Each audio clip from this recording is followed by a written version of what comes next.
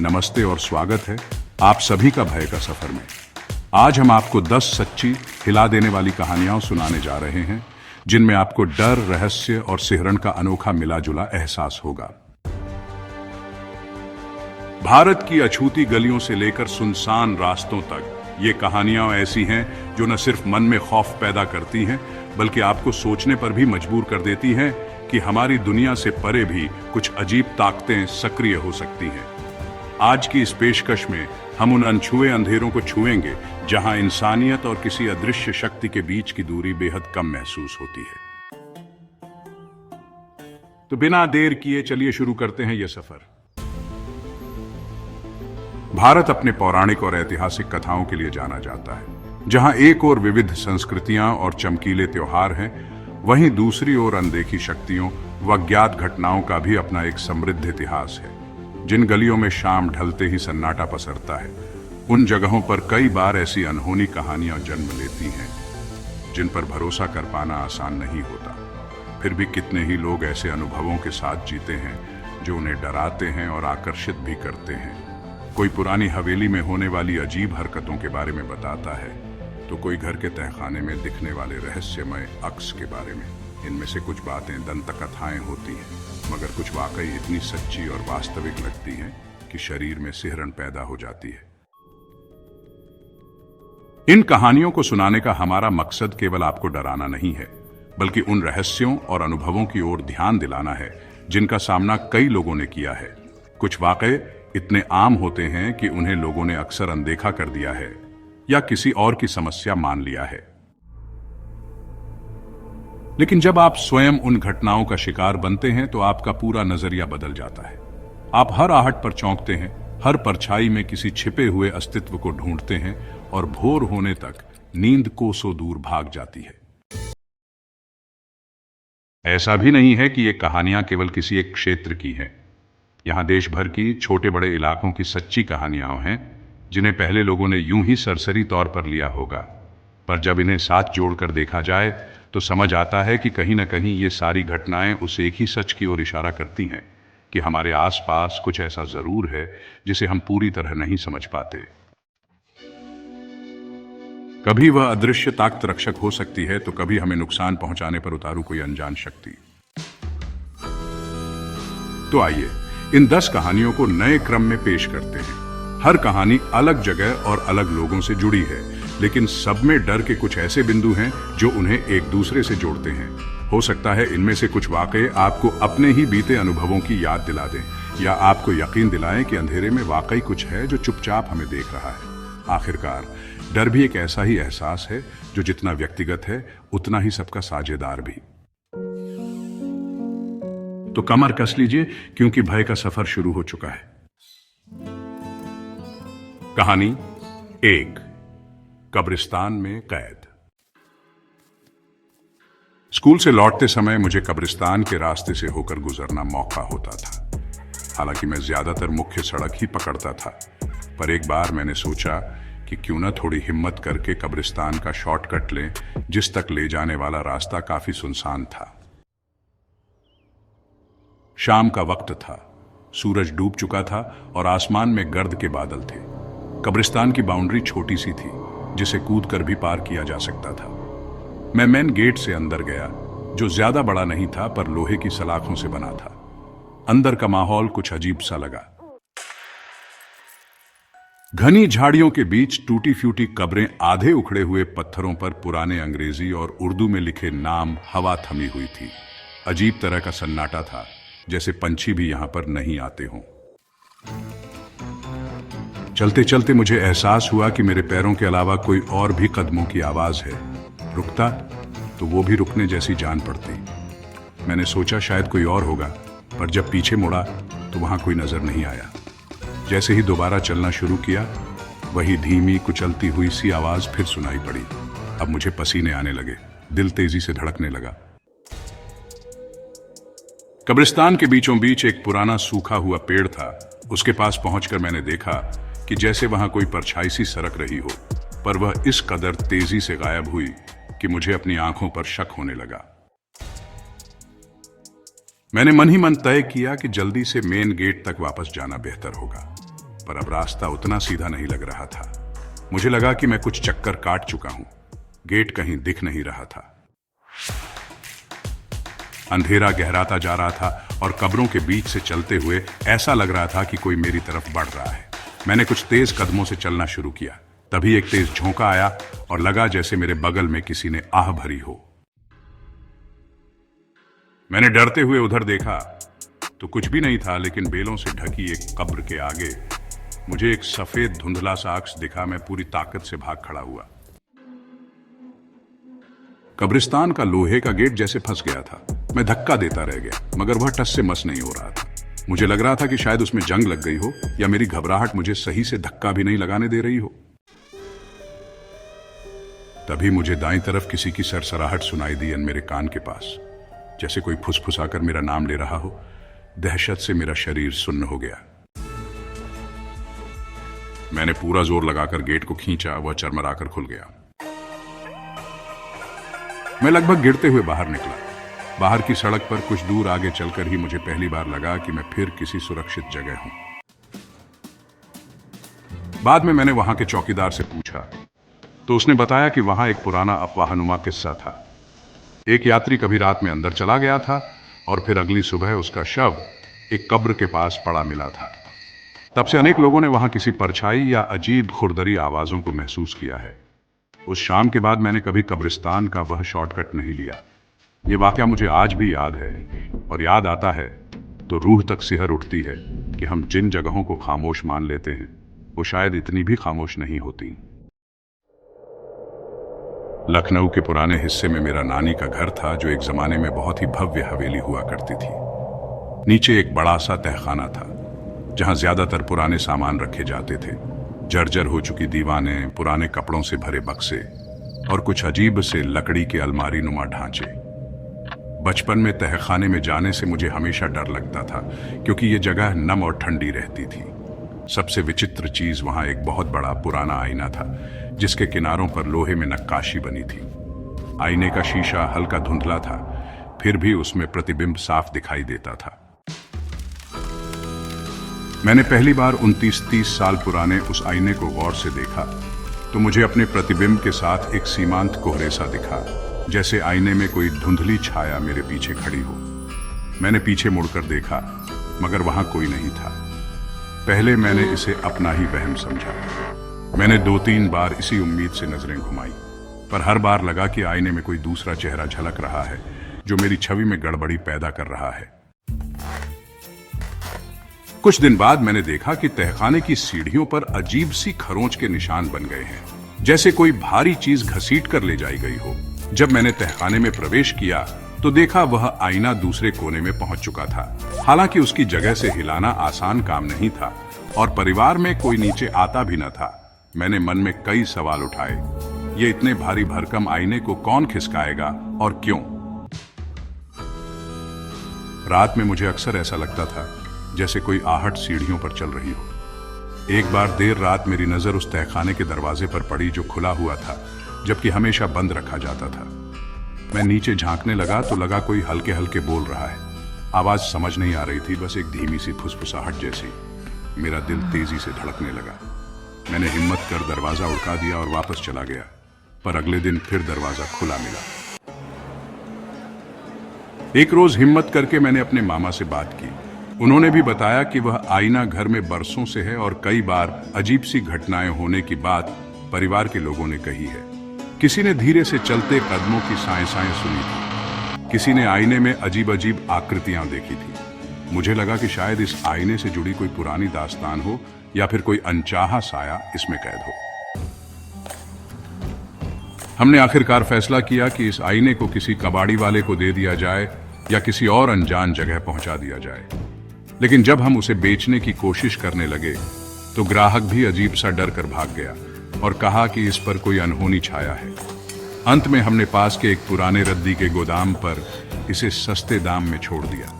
हैरानी की बात यह रही कि उसके कुछ ही दिन बाद तहखाने में होने वाली तमाम अजीब हरकतें बंद हो गईं। घर में अचानक से सुकून लौट आया और मैंने महसूस किया कि कभी कभी पुरानी चीजों में भी कोई अदृश्य तत्व समा जाता है, जो हमें डराता और उलझन में डालता है।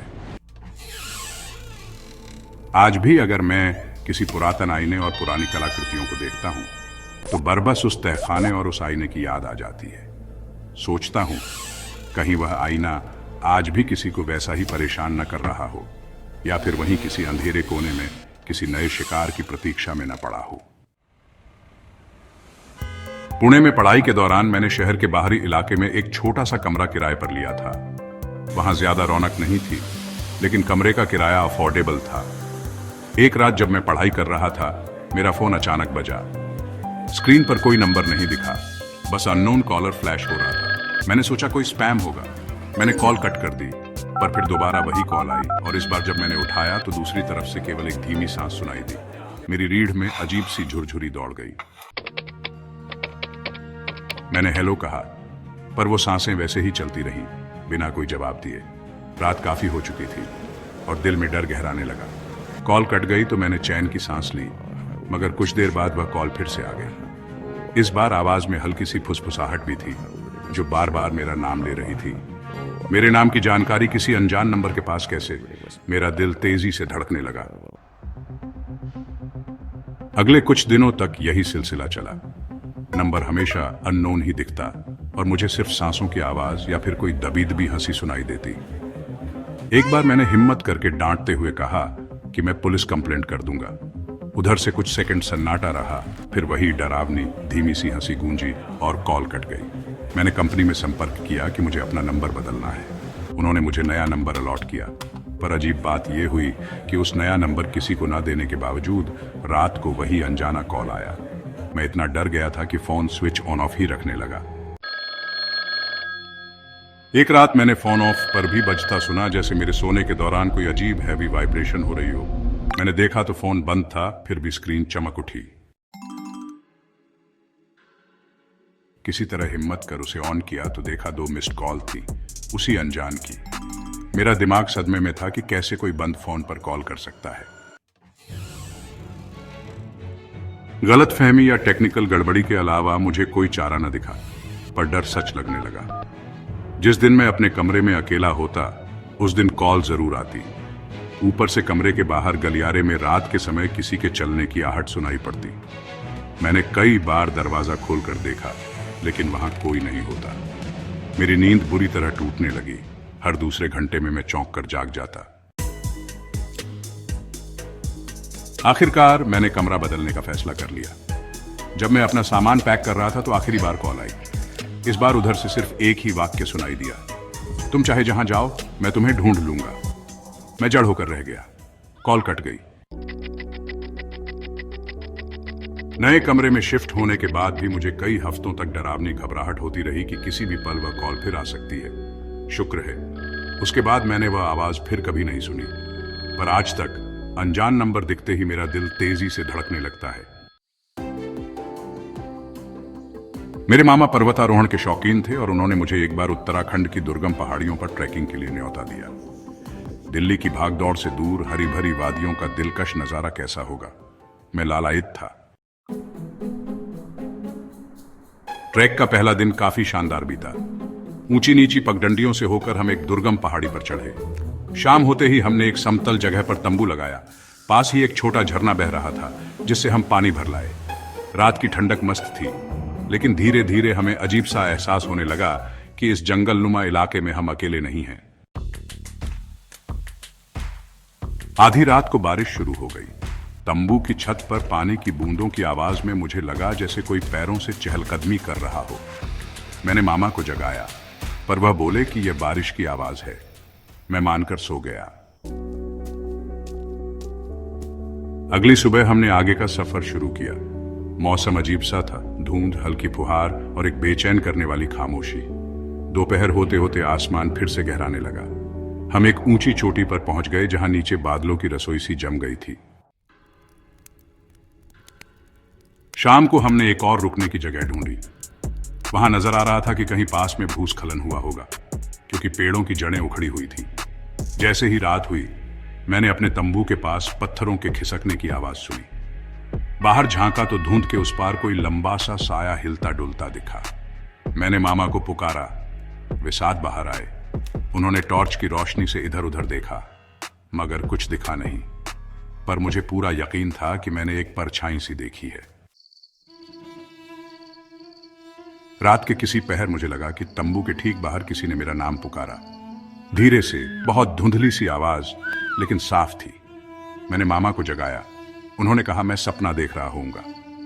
पर नींद उचटने के बाद लगातार मुझे बाहर किसी का अस्तित्व महसूस होता रहा। सुबह होने तक मेरे हाथ पैर ठंड से नहीं बल्कि डर से सुन्न होते रहे। अगले दिन हम नीचे घाटी की ओर उतरने लगे। वहां एक छोटा सा पुराना मठ था जहां कुछ साधु रहते थे।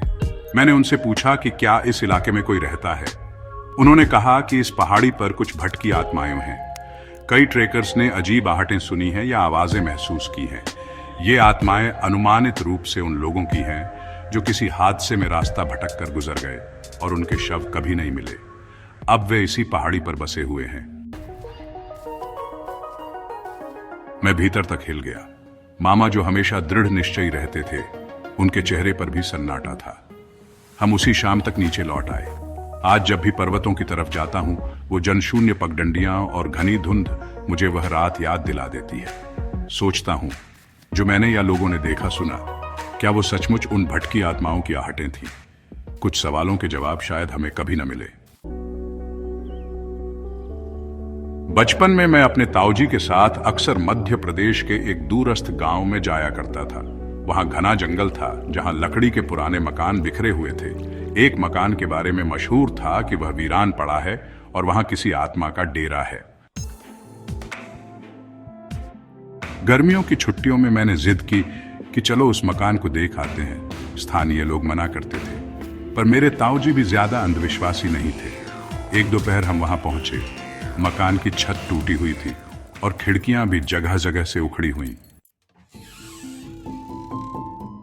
जैसे ही अंदर दाखिल हुए, अजीब सी ठंड महसूस हुई, जबकि बाहर धूप कड़क थी।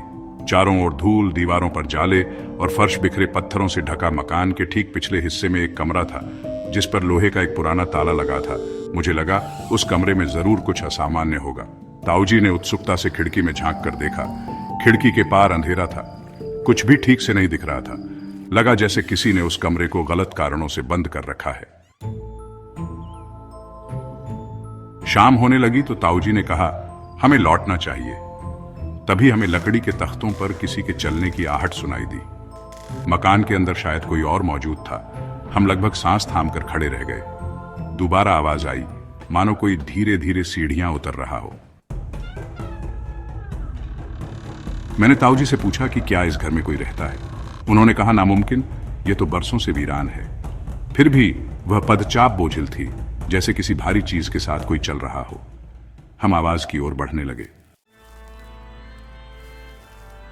एक मोड़ पर हमें अंधेरे में कोई धुंधली आकृति दिखाई दी। सर के बाल बिखरे हुए, शरीर झुका हुआ, हिलता डुलता सा। वह आकृति हमें देखते ही गायब हो गई, अंधेरे में समा गई। मैं और ताऊजी घबरा गए। किसी तरह हिम्मत कर उसे ऑन किया तो देखा 2 मिस्ड कॉल थी, उसी अनजान की। मेरा दिमाग सदमे में था कि कैसे कोई बंद फोन पर कॉल कर सकता है। गलतफहमी या टेक्निकल गड़बड़ी के अलावा मुझे कोई चारा न दिखा, पर डर सच लगने लगा। जिस दिन मैं अपने कमरे में अकेला होता, उस दिन कॉल जरूर आती। ऊपर से कमरे के बाहर गलियारे में रात के समय किसी के चलने की आहट सुनाई पड़ती। मैंने कई बार दरवाजा खोलकर देखा, लेकिन वहां कोई नहीं होता। मेरी नींद बुरी तरह टूटने लगी। हर दूसरे घंटे में मैं चौंक कर जाग जाता। आखिरकार मैंने कमरा बदलने का फैसला कर लिया। जब मैं अपना सामान पैक कर रहा था तो आखिरी बार कॉल आई। इस बार उधर से सिर्फ एक ही वाक्य सुनाई दिया, तुम चाहे जहां जाओ, मैं तुम्हें ढूंढ लूंगा। मैं जड़ होकर रह गया। कॉल कट गई। नए कमरे में शिफ्ट होने के बाद भी मुझे कई हफ्तों तक डरावनी घबराहट होती रही कि किसी भी पल वह कॉल फिर आ सकती है। शुक्र है, उसके बाद मैंने वह आवाज फिर कभी नहीं सुनी। पर आज तक अनजान नंबर दिखते ही मेरा दिल तेजी से धड़कने लगता है। मेरे मामा पर्वतारोहण के शौकीन थे और उन्होंने मुझे एक बार उत्तराखंड की दुर्गम पहाड़ियों पर ट्रैकिंग के लिए न्योता दिया। दिल्ली की भाग दौड़ से दूर हरी भरी वादियों का दिलकश नज़ारा कैसा होगा, मैं लालायित था। ट्रैक का पहला दिन काफ़ी शानदार बीता। ऊंची नीची पगडंडियों से होकर हम एक दुर्गम पहाड़ी पर चढ़े। शाम होते ही हमने एक समतल जगह पर तंबू लगाया। पास ही एक छोटा झरना बह रहा था जिससे हम पानी भर लाए। रात की ठंडक मस्त थी, लेकिन धीरे धीरे हमें अजीब सा एहसास होने लगा कि इस जंगलनुमा इलाके में हम अकेले नहीं हैं। आधी रात को बारिश शुरू हो गई। तंबू की छत पर पानी की बूंदों की आवाज में मुझे लगा जैसे कोई पैरों से चहलकदमी कर रहा हो। मैंने मामा को जगाया, पर वह बोले कि यह बारिश की आवाज है। मैं मानकर सो गया। अगली सुबह हमने आगे का सफर शुरू किया। मौसम अजीब सा था, धुंध, हल्की फुहार और एक बेचैन करने वाली खामोशी। दोपहर होते होते आसमान फिर से गहराने लगा। हम एक ऊंची चोटी पर पहुंच गए जहां नीचे बादलों की रसोई सी जम गई थी। शाम को हमने एक और रुकने की जगह ढूंढी। वहां नजर आ रहा था कि कहीं पास में भूस्खलन हुआ होगा, क्योंकि पेड़ों की जड़ें उखड़ी हुई थी। जैसे ही रात हुई, मैंने अपने तंबू के पास पत्थरों के खिसकने की आवाज सुनी। बाहर झांका तो धुंध के उस पार कोई लंबा सा साया हिलता डुलता दिखा। मैंने मामा को पुकारा। वे साथ बाहर आए। उन्होंने टॉर्च की रोशनी से इधर उधर देखा, मगर कुछ दिखा नहीं। पर मुझे पूरा यकीन था कि मैंने एक परछाई सी देखी है। रात के किसी पहर मुझे लगा कि तंबू के ठीक बाहर किसी ने मेरा नाम पुकारा। धीरे से, बहुत धुंधली सी आवाज, लेकिन साफ थी। मैंने मामा को जगाया। उन्होंने कहा मैं सपना देख रहा होऊंगा। पर नींद उचटने के बाद लगातार मुझे बाहर किसी का अस्तित्व महसूस होता रहा। सुबह होने तक मेरे हाथ पैर ठंड से नहीं बल्कि डर से सुन्न होते रहे। अगले दिन हम नीचे घाटी की ओर उतरने लगे। वहां एक छोटा सा पुराना मठ था जहां कुछ साधु रहते थे। मैंने उनसे पूछा कि क्या इस इलाके में कोई रहता है। उन्होंने कहा कि इस पहाड़ी पर कुछ भटकी आत्माएं हैं। कई ट्रेकर्स ने अजीब आहटें सुनी हैं या आवाजें महसूस की हैं। ये आत्माएं अनुमानित रूप से उन लोगों की हैं जो किसी हादसे में रास्ता भटक कर गुजर गए और उनके शव कभी नहीं मिले। अब वे इसी पहाड़ी पर बसे हुए हैं। मैं भीतर तक हिल गया। मामा जो हमेशा दृढ़ निश्चयी रहते थे, उनके चेहरे पर भी सन्नाटा था। हम उसी शाम तक नीचे लौट आए। आज जब भी पर्वतों की तरफ जाता हूं, वो जनशून्य पगडंडियां और घनी धुंध मुझे वह रात याद दिला देती है। सोचता हूं, जो मैंने या लोगों ने देखा सुना, क्या वो सचमुच उन भटकी आत्माओं की आहटें थीं? कुछ सवालों के जवाब शायद हमें कभी न मिले। बचपन में मैं अपने ताऊजी के साथ अक्सर मध्य प्रदेश के एक दूरस्थ गांव में जाया करता था। वहां घना जंगल था जहां लकड़ी के पुराने मकान बिखरे हुए थे। एक मकान के बारे में मशहूर था कि वह वीरान पड़ा है और वहां किसी आत्मा का डेरा है। गर्मियों की छुट्टियों में मैंने जिद की कि चलो उस मकान को देख आते हैं। स्थानीय लोग मना करते थे, पर मेरे ताऊजी भी ज्यादा अंधविश्वासी नहीं थे। एक दोपहर हम वहां पहुंचे। मकान की छत टूटी हुई थी और खिड़कियां भी जगह जगह से उखड़ी हुई। जैसे ही अंदर दाखिल हुए, अजीब सी ठंड महसूस हुई, जबकि बाहर धूप कड़क थी। चारों ओर धूल, दीवारों पर जाले और फर्श बिखरे पत्थरों से ढका। मकान के ठीक पिछले हिस्से में एक कमरा था जिस पर लोहे का एक पुराना ताला लगा था। मुझे लगा उस कमरे में जरूर कुछ असामान्य होगा। ताऊजी ने उत्सुकता से खिड़की में झांक कर देखा। खिड़की के पार अंधेरा था, कुछ भी ठीक से नहीं दिख रहा था। लगा जैसे किसी ने उस कमरे को गलत कारणों से बंद कर रखा है। शाम होने लगी तो ताऊजी ने कहा हमें लौटना चाहिए। तभी हमें लकड़ी के तख्तों पर किसी के चलने की आहट सुनाई दी। मकान के अंदर शायद कोई और मौजूद था। हम लगभग सांस थामकर खड़े रह गए। दोबारा आवाज आई, मानो कोई धीरे धीरे सीढ़ियां उतर रहा हो। मैंने ताऊजी से पूछा कि क्या इस घर में कोई रहता है। उन्होंने कहा नामुमकिन, ये तो बरसों से वीरान है। फिर भी वह पदचाप बोझिल थी, जैसे किसी भारी चीज के साथ कोई चल रहा हो। हम आवाज की ओर बढ़ने लगे। एक मोड़ पर हमें अंधेरे में कोई धुंधली आकृति दिखाई दी। सर के बाल बिखरे हुए, शरीर झुका हुआ, हिलता डुलता सा। वह आकृति हमें देखते ही गायब हो गई। अंधेरे में समा गई। मैं और ताऊजी घबरा गए। भागकर मुख्य दरवाजे तक पहुंचे। बाहर झटक कर दौड़े। गांव लौटकर लोगों को बताया तो किसी ने कहा यह मकान लावारिस है, पर कई लोगों ने वहां अजीब आकृतियां देखने की बात मानी है।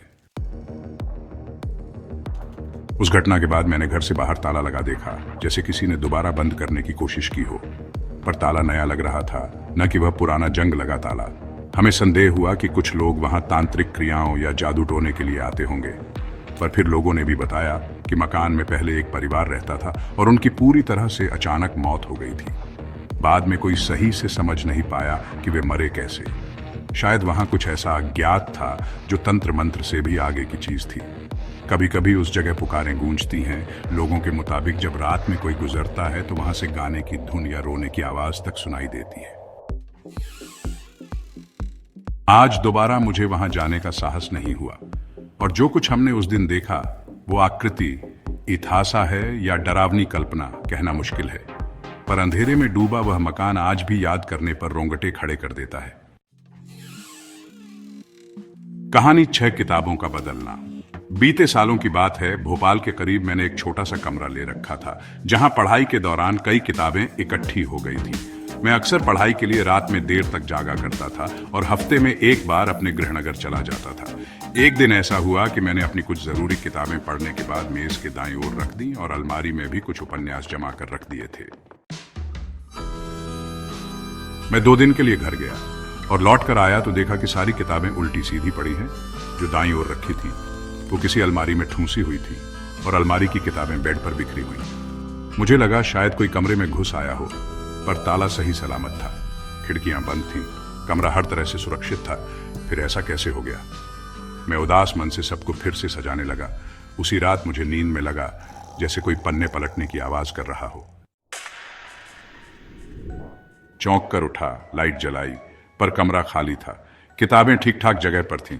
लगा शायद दिमाग थका हुआ है। मैंने फिर सोने की कोशिश की। अगले 2-3 दिनों तक सब सामान्य रहा। फिर एक शाम जब मैं लौटा तो देखा कि अलमारी का दरवाजा खुला है। अंदर की कई किताबें गायब थी और एक किताब तो मेरे स्टडी टेबल पर खुली हुई रखी थी। पन्नों पर कुछ निशान थे, जैसे किसी ने उन पर उंगलियों के निशान छोड़े हों। मैंने अपने दोस्त को बुलाया, जिसने बताया कि हो सकता है ये चोर हो, लेकिन इतनी पुरानी किताबों को चुराकर कोई क्या करेगा। और फिर दरवाजे की कुंडी भी तोड़ी हुई नहीं थी। महा आश्चर्य तो तब हुआ जब मैंने 2 किताबों पे लाल स्याही से निशान देखे, मानो किसी ने शब्दों के ऊपर गोले बना दिए हों। वो शब्द आपस में मिलाकर कोई वाक्य बनता हो, इसका अंदाजा भी मुझे नहीं था।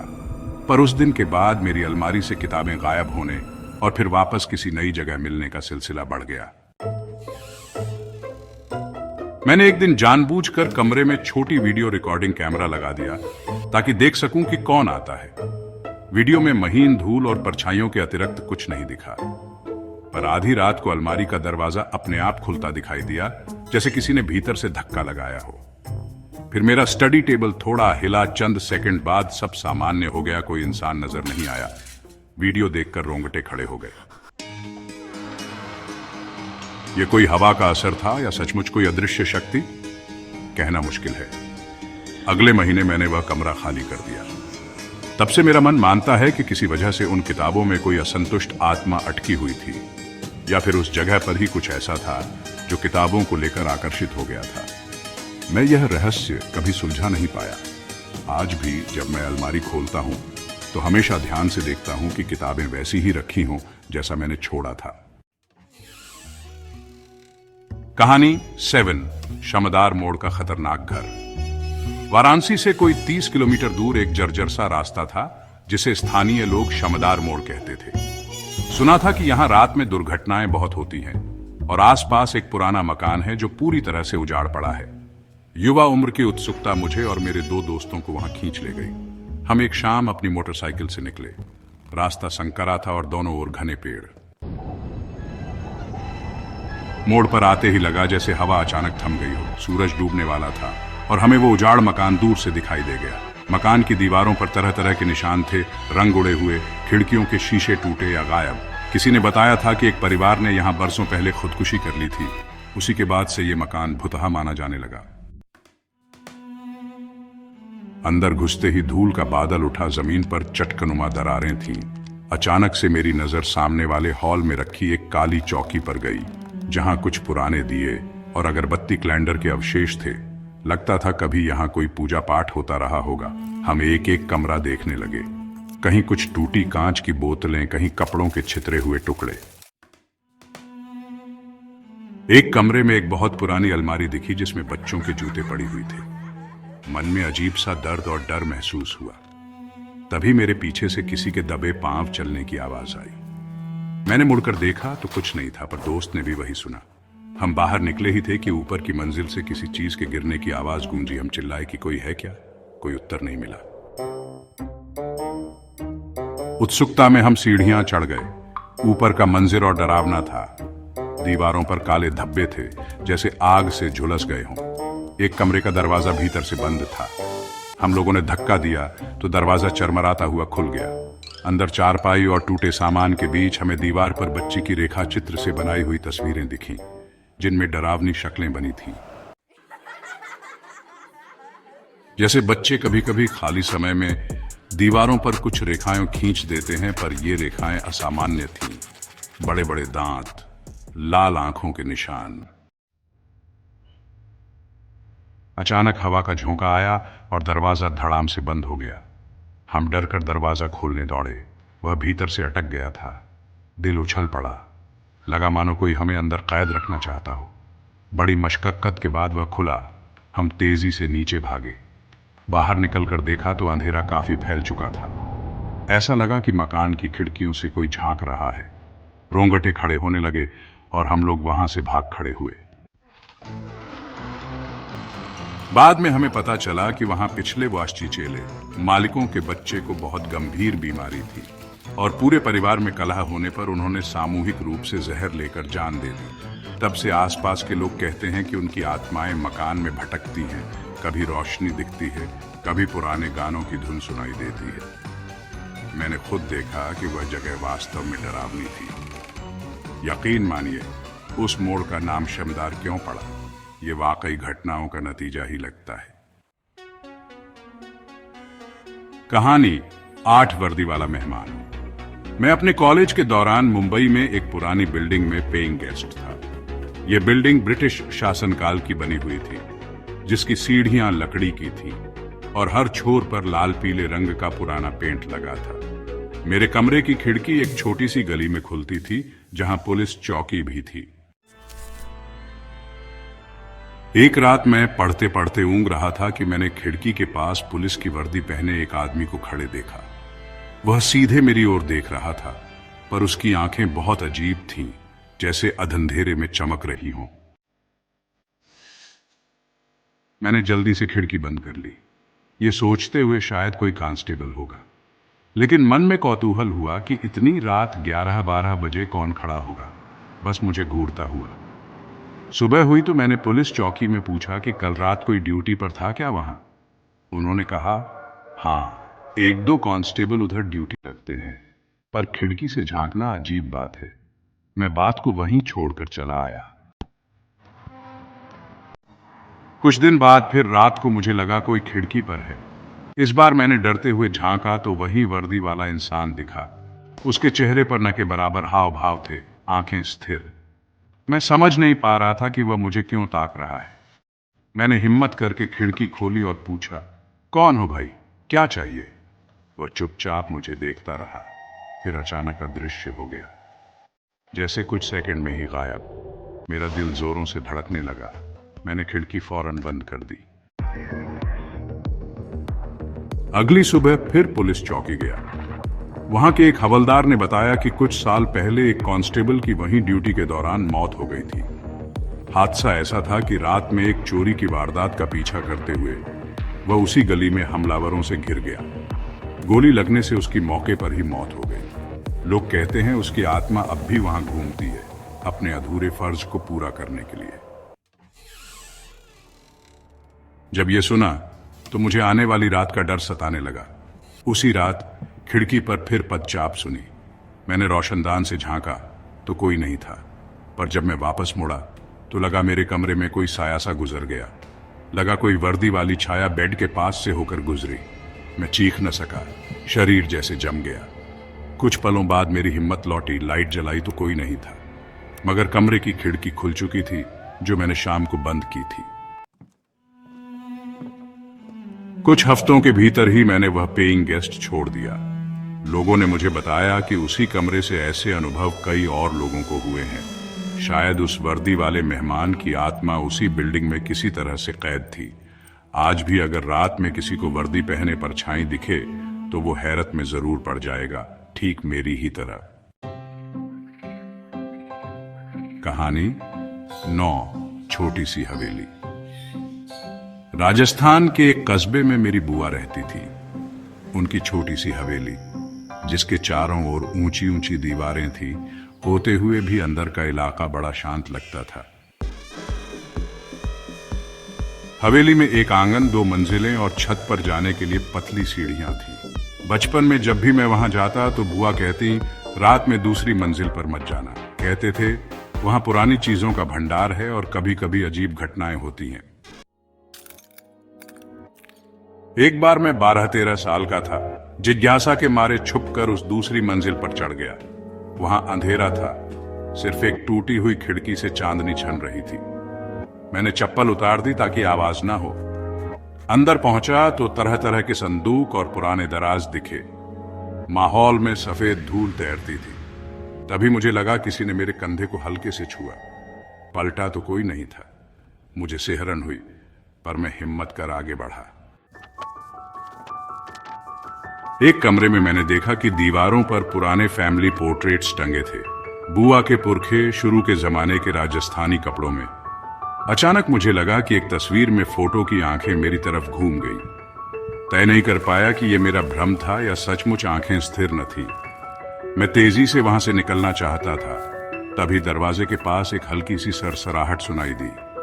लगा जैसे कोई बुजुर्ग महिला हाय करते हुए चल रही हो। मैंने नीचे भागकर बुआ को सारी बात बताई।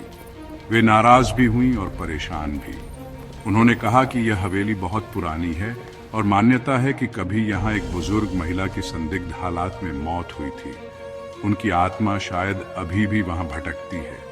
तभी से दूसरी मंजिल को बंद सा रखा जाता है।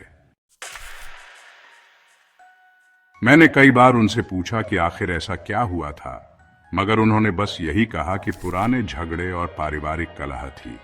उस बुजुर्ग महिला की मृत्यु की तह तक कोई नहीं पहुंच सका। कुछ साल बाद हवेली में कुछ मरम्मत हुई, मगर ऊपरी मंजिल वैसे की वैसे बंद ही रही। अंत में बुआ ने भी वह हवेली बेच दी। नए मालिकों ने संभावित रूप से तो उसे दोबारा बनवाया होगा, पर मैं सोचता हूं क्या वो अजीब घटनाएं रुक गई होंगी? क्या उस छाया ने चैन पा लिया होगा, या वह अब भी किसी नए मेहमान के कंधे पर हाथ रखने को तैयार खड़ी है? कहानी 10, पुष्पांजलि की परिक्रमा। हरिद्वार में होने वाले धार्मिक आयोजनों में हिस्सा लेने मैं अक्सर परिवार के साथ जाया करता था। वहां गंगा किनारे शाम की आरती देखने का अलग ही आनंद है। लेकिन गंगा घाट से दूर शहर के किनारे पर एक पुराना श्मशान घाट है, जहां रात के वक्त सन्नाटा पसर जाता है। कहते हैं कि वहां कभी कभी लोगों को अजीब सी रोशनी और आवन जावन दिखती है। मेरी जिज्ञासा मुझे एक बार उधर ले गई, जब मैं कॉलेज में था। हरिद्वार में होने वाले धार्मिक आयोजनों में हिस्सा लेने में अक्सर परिवार के साथ जाया करता था। वहां गंगा किनारे शाम की आरती देखने का अलग ही आनंद है। लेकिन गंगा घाट से दूर शहर के किनारे पर एक पुराना श्मशान घाट है, जहां रात के वक्त सन्नाटा पसर जाता है। कहते हैं कि वहां कभी कभी लोगों को अजीब सी रोशनी और आवन जावन दिखती है।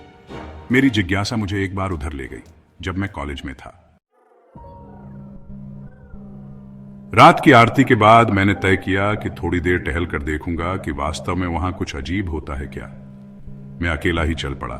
घाट के अंतिम छोर पर, जहां से श्मशान घाट की चौहद्दी शुरू होती थी, वहां सीढ़ियों पर बैठा ही था कि मुझे किसी के रोने की आवाज सुनाई दी।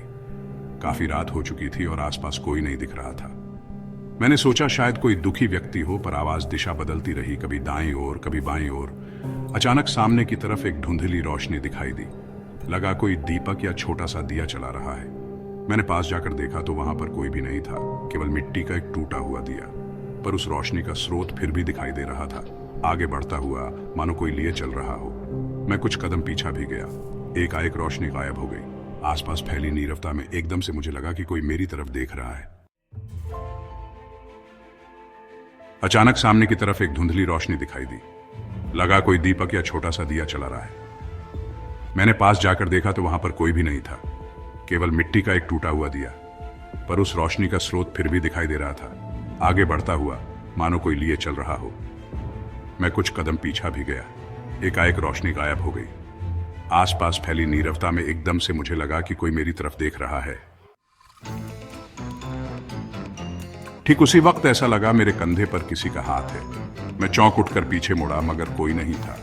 मैंने डर कर वापस जाने का सोचा। तेज कदमों से चलने लगा तो लगा किसी ने मेरा नाम पुकारा। आवाज इतनी धीमी थी कि लगता था हवा में घुली है।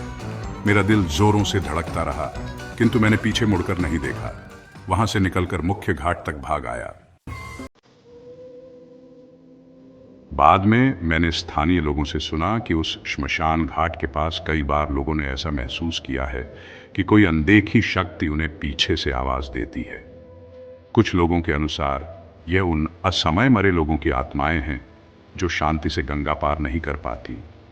वे पुष्पांजलि की परिक्रमा पूरी करने को बेचैन होती हैं, पर किसी भी वजह से मुकम्मल नहीं कर पाती, इसीलिए वे भटकती रहती हैं। मैं ऐसा कुछ पहली बार सुन रहा था। सोचता हूँ अगर मेरी जिज्ञासा मुझे उस रात वहां न ले जाती तो मैं भी बाकी सबकी तरह इन बातों को कोरी कल्पना ही मानता, पर जो महसूस किया वह कल्पना से कहीं ज्यादा वास्तविक था। तो यह थी 10 सच्ची कहानियां जो अलग अलग स्थानों और किरदारों से जुड़ी हैं।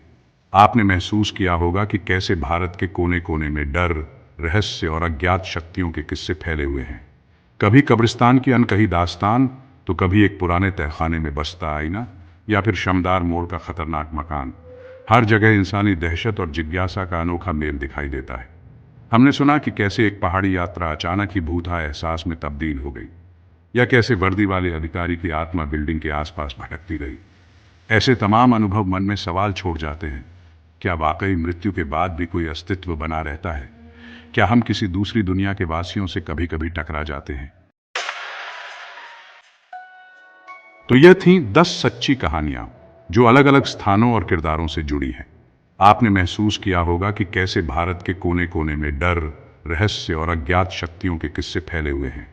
कभी कब्रिस्तान की अनकही दास्तान, तो कभी एक पुराने तहखाने में बसता आईना, या फिर शमदार मोड़ का खतरनाक मकान। हर जगह इंसानी दहशत और जिज्ञासा का अनोखा मेल दिखाई देता है। हमने सुना कि कैसे एक पहाड़ी यात्रा अचानक ही भूता एहसास में तब्दील हो गई, या कैसे वर्दी वाले अधिकारी की आत्मा बिल्डिंग के आसपास भटकती रही। ऐसे तमाम अनुभव मन में सवाल छोड़ जाते हैं, क्या वाकई मृत्यु के बाद भी कोई अस्तित्व बना रहता है? क्या हम किसी दूसरी दुनिया के वासियों से कभी कभी टकरा जाते हैं? शायद इन प्रश्नों के जवाब हमारे अंदर ही छुपे हैं, या फिर कहीं इन सब के परे एक व्यापक सच है जिसे हम अभी समझने में असमर्थ हैं। डर लगता है, पर यही डर हमें चौकन्ना भी करता है, सोचने पर मजबूर करता है कि हम कितना कम जानते हैं। जो अनदेखा है वो अगर सामने आ जाए तो क्या हम उसे स्वीकार कर पाएंगे, या हम हमेशा इसे दकियानुसी कहकर नजरअंदाज करते रहेंगे? अंत में यही कहना चाहूंगा कि चाहे आप इन कहानियों पर यकीन करें या न करें, एक बात तो पक्की है, डर की भावना अंधेरे में भी एकाएक जन्म ले सकती है, और उसे उस पल कौन सी शक्ति जन्म देती है, ये अपने आप में अनसुलझा है। उम्मीद है आपने भय का सफर के इन प्रसंगों को सुनते हुए सिहरन महसूस की होगी और कुछ नया भी सोचा होगा। अगली बार जब आप किसी सुनसान रास्ते से गुजरें या किसी पुरानी इमारत में अचानक कोई असामान्य आहट सुनाई दे, तो याद करिएगा कि डर और रोमांच अक्सर हाथों में हाथ डाले चलते हैं। आज के लिए बस इतना ही। मैं आशा करता हूं कि ये कहानियां आपके मन में उसी तरह की दिलचस्पी जगाएंगी जैसी मुझे इन्हें बटोरने में आई। अगर आपको ये कहानियां पसंद आई हों तो हमारे चैनल भय का सफर के साथ बने रहिए, जहां हम आगे भी ऐसी ही हैरान कर देने वाली, सच्ची और रूह कंपा देने वाली कहानियां लेकर आते रहेंगे। तब तक सतर्क रहें, सुरक्षित रहें और हमेशा याद रखें, इस दुनिया में जितना दिखता है उससे कहीं ज्यादा छिपा हुआ है। नमस्कार।